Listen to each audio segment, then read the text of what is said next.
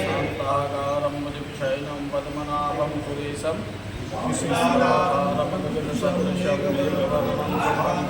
श्रीकान्तं कमलनयनं योगविधानगम्यं वन्दे विष्णुरभवभयहरणं सर्वलोकैकनाथं। बोलिए कृष्ण कन्हैया की जय। गाय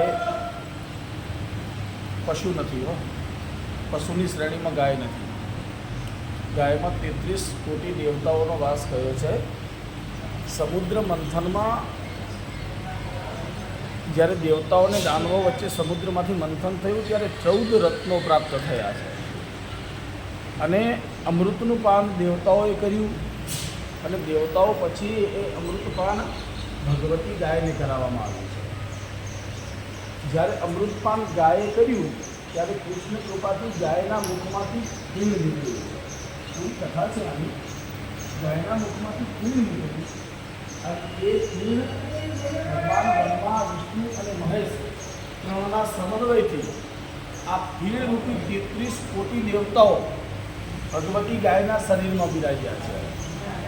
એમાં 2 દેવતાઓની બાદબાકી થઈ, બ્રહ્માજી અને ભગવાન વિષ્ણુ। આ બંને નારાયણને પ્રાર્થના કરી કે 33 કોટી દેવતાઓને આ ગાયના શરીરમાં વાસ આપ્યો, અમારી જગ્યા ક્યાં?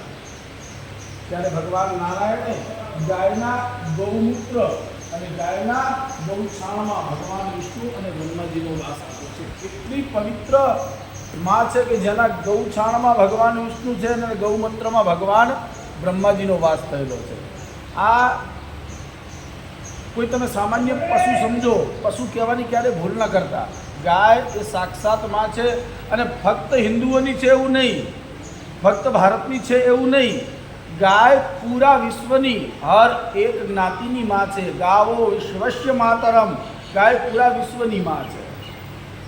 અત્યારે આ સનાતન ધર્મમાં ભારતના સાધુ સંત બ્રાહ્મણો, ગૌ સેવકો કે રાષ્ટ્રધર્મીઓ ગાયને બચાવવાની હિલચાલ સાથે જો સરકાર કોઈ પણ હોય, ચાહે ભાજપની હોય, કોંગ્રેસની હોય કે અન્ય હોય, આપણને સરકારથી કોઈ મતલબ નથી, પણ જ્યારે ગાય ખરેખર રાષ્ટ્રનું ઘરેલું છે અને એને માનો દરજ્જો આપવા માટે કરી અને જો સરકારની સામે ધરણા કરવા પડે, સરકારની સામે પ્રોગ્રામો કરવા પડે, વિરોધ કરવો પડે, તો ખરેખર આ આપણું દુર્ભાગ્ય છે। હા, હિન્દુવાદી કહેવાતી સરકાર, ભાજપ હોય કે કોંગ્રેસ હોય, કોઈ પણ ગવર્મેન્ટ હોય, આ હિન્દુસ્તાન છે અને હિન્દુસ્તાનમાં જ્યારે બ્રાહ્મણ, ગાય, સાધુ, સંતનું રક્ષણ નહીં થાય ને ભાઈ, હે, જુઓ રાષ્ટ્ર ક્યારે બચી શકશે? જ્યારે ધર્મનું રક્ષણ થશે। રાષ્ટ્ર ક્યારે બચશે? જ્યારે હિન્દુત્વનું રક્ષણ થશે। રાષ્ટ્ર ક્યારે બચશે? જ્યારે ગાય, બ્રાહ્મણ અને સંતનું રક્ષણ થશે। ભગવાન હંમેશા વિપ્રધેનુ સુર સંત હિત, ભગવાન ગાય, બ્રાહ્મણ અને સંતોના રક્ષણ માટે અવતાર ધારણ કરીને આવ્યા છે। વાઘ છે, વાઘ ટાઈગર, તો એ ભારતનું રાષ્ટ્રીય પ્રાણી છે। હવે એ વાઘ જતો હોય એના ઉપર તમે ફાયરિંગ કરો, એના ઉપર, અને જો તમને કોઈ જોઈ જાય અને પોલીસ સ્ટેશનને કે કાયદાને જાણ કરે તો પોલીસ ખુદ આવે છે અને એના ઉપર કાયદાકીય કેસ દાખલ કરે છે। એવી રીતે મોર છે, મોર રાષ્ટ્રીય પક્ષી છે, મોરને મારી નાખો તો સરકાર ગવર્મેન્ટનો વકીલ મૂકી અને એના ઉપર કાયદાકીય ફરિયાદ દાખલ કરવા માટે કરીને જોગવાઈઓ છે એમાં, કલમમાં, કાયદામાં, અને એનો કેસ લડવાનો ખર્ચો પણ સરકાર આપે છે। હવે વિચારો, વાઘને મારી નાખે તો ફરિયાદ થાય, મોરને મારી નાખે તો કેસ થાય, અને એ આ ભારતની ધરોહરને, આ જગતની માં ગાયને મારી નાખે તો નરાધનો ઉપર કેસ પણ થતો નથી। આ સ્થિતિ આ દેશની છે। એટલા માટે કરીને જ ગાયને રાષ્ટ્રમાતા ગવર્મેન્ટ કે સરકાર જાહેર નહીં કરે તો ગાય માં છે એ મટી જવાની નથી, પણ ગાય ઉપર જે અત્યાચારો થઈ રહ્યા છે, અને વિચારો તમે, અર્જુન અને ભગવાન કૃષ્ણ કુરુક્ષેત્રમાં જ્યારે યુદ્ધની ભૂમિ દેખવા માટે ગયા ત્યારે અર્જુન ભગવાનને જેમ તેમ બોલવા લાગ્યો છે। અર્જુને ભગવાનને કહ્યું કે કાળિયા, તારા કારણે તમારા ઘરમાં ઝઘડા થયા છે। ભગવાને વિચાર્યું કે અર્જુન જેવો બાણાવાળી અને મારો પરમ સેવક, એના મુખથી આવા શબ્દ ન હોય। ભગવાને અર્જુન ઊભો નહીં, એ નીચેની જગ્યાની થોડી માટી ભગવાને લઈ લીધી। થોડા દૂર ગયા એટલે અર્જુનને ખબર પડી, અર્જુને માફી માંગી ભગવાનની ભગવાને માટી નીચે મૂકી, જોયું તો અર્જુન પાછા એ જ શબ્દ બોલવા મળ્યો. ભગવાને ધ્યાન કર્યું, ખ્યાલ આવ્યો, સહસ્ત્ર 1000 વર્ષ પહેલાં આ જગ્યા ઉપર એક જ ધેનું, એક ગાયનું કત્લ થયું છે, એક જ ગાયનું કત્લ. અને જો એક ગાયના કત્લનું લોહી પડ્યું હોય એના ઉપર અર્જુન જેવો હોય ને એની બુદ્ધિ ભ્રષ્ટ થતી હોય મિત્રો, તો આ જ વિચારજો, આ ભારતમાં રોજની 80,000 ગાયો કપાય છે. હે, તમારી ને મારી બુદ્ધિ વિચલિત થાય ને એમાં કોઈ મોટી વાત નથી. યાર, ગાય એ આપણું ઘરનું છે, ગાય એ આપણું અભિમાન છે. તમે બધા આ કલ્યાણ ગૌ સેવાવાળા જે ગાયની સેવા કરો છો ને, પરમાત્મા આપ સર્વને પરિવારથી સુખી રાખે, મા ભગવતી આપના ઉપર પ્રેમની કૃપા વરસાવતી રહે, એ જ અભ્યર્થના. દુર્લભમ ભારતમ જન્મ, અમારે બાભરમાં પણ જલારામ ગૌશાળા છે ને તમે બધા આવ્યા હશો. બસ સ્વાર્થથી સેવા કરતી ગૌશાળાઓ બહુ છે આ દુનિયામાં. હે, જે દૂધ આપે છે, ઘી આપે છે, એ ગાયોને સાચવવાવાળી ગૌશાળાઓ બહુ છે. પણ બાભરને આ બીજી જલિયાણ ગૌશાળા કે જ્યાં લોલી લંગડી માદી ગાયોની ભાઈ સેવા થતી હોય ને, એ ધરતી ઉપર તમારો મારો જન્મ થવો ને એ આપણા દુર્ભાગ્ય છે, આપણા સદભાગ્ય છે.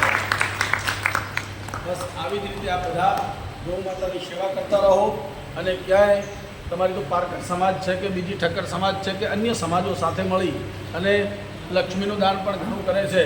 અને એ નિમિત્તે ગાયોની સેવા થાય, આપ સર્વને સુખ સમૃદ્ધિ પ્રદાન થાય એવી ભગવાન કૃષ્ણને હું प्रार्थना करूँ છું. बोलो धर्म की जय हो, अधर्म का नाश हो, प्राणियों में सद्भावना हो, विश्व का कल्याण हो, गौ माता की जय हो, गंगे मैया की जय हो, यमुना रानी की जय हो, गौ हत्या सनातन धर्म की जय हो, शंकराचार्य भगवान की जय हो, द्वारकाधीश भगवान की जय हो, भारत अखंड हो. नमः पार्वती पते.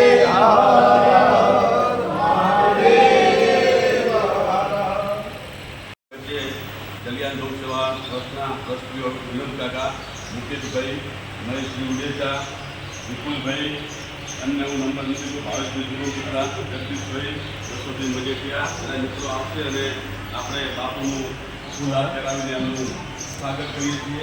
બધા અહીંયા આવીને બાપુનું ફૂલહાર કરાવે છે. हरि ओम आनो भद्राः कृतवो जन्तु विश्वतो दब्दासो अभविदास उद्भिदाः देवानो तथा संवृधेय संनव्रायो रक्षितारो दिवे दिवे देवानां मुद्रासो विदग्धानवे वानाकुलादिगतियो निवर्ततां देवानागो सत्यमुपसेदिमा वयं देवान् आयुः प्रतिरन्तु दिवसे स्वस्ति न इन्द्रो वृधसर्वाः स्वस्ति नः पूषा विश्ववेदाः स्वस्ति नस्तार्क्ष्यो अरिष्टनेमिः स्वस्ति नो बृहस्पतिर्दधातु. बोलो गौ माता की जय, गौ माता की जय, गौ माता की जय, गौ माता की जय. गौ माता, गौ माता.